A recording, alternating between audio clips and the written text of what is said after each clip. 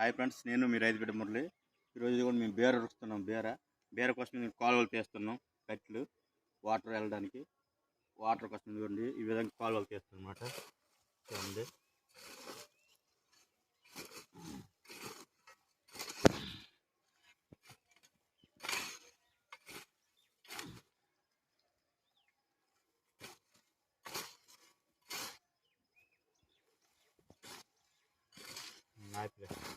కదా.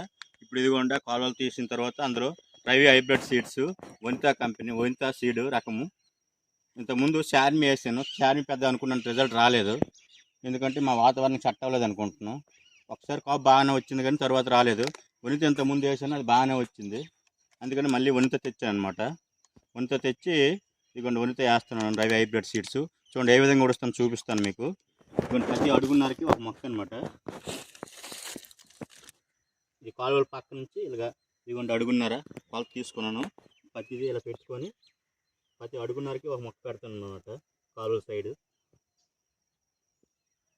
Okay friends, నా video నచ్చితే లైక్ చేయండి, షేర్ చేయండి, సబ్స్క్రైబ్ మాత్రం మర్చిపోవద్దు. Please subscribe my channel.